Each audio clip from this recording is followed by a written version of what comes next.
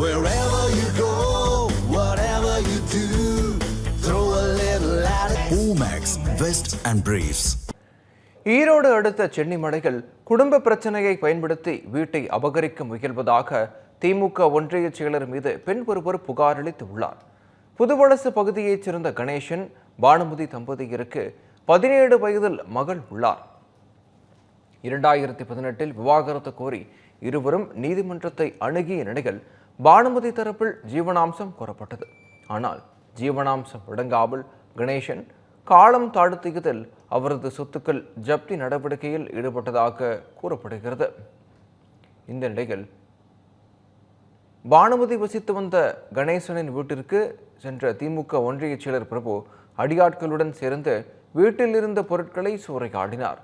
இதனால் அதிர்ச்சியடைந்த பானுமதி கணவரின் தூண்டுதலின் பேரில் இது நடந்துள்ளதாக குற்றம் சாட்டினார். மேலும் திமுக ஒன்றிய செயலர் பிரபு மீது உடனடி நடவடிக்கை எடுக்க வேண்டும் எனவும் கோரிக்கை வைத்தார்.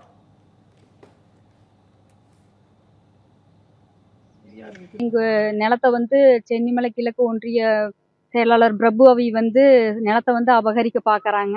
எனக்கு பிள்ளையும் நானும் இப்போ நாங்கள் ஹாஸ்டலில் இருக்கிற சமயத்தில் வீட்டை பிரிச்சுட்டாங்க. எங்களையும் அடிச்சுட்டு வீட்டை பிரித்து போட்டு இப்போ நாங்கள் 2 பேரும் எங்கே போகிறதுன்னு தெரியாத இப்போ ரொம்ப சிரமத்தில் இருக்கிறேங்க. சென்னிலேருந்து வீடு பிரிக்கிறாங்கன்னு சொல்லிட்டு 100 கூப்பிட்டு கம்ப்ளைண்ட் பண்ணேன். அதுவும் சென்னி மேலே தான் வந்ததுங்க.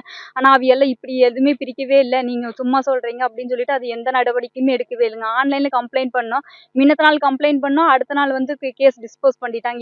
எதுவுமே எடுக்கவே இல்லைங்க சென்னிமலை ஸ்டேஷனில்.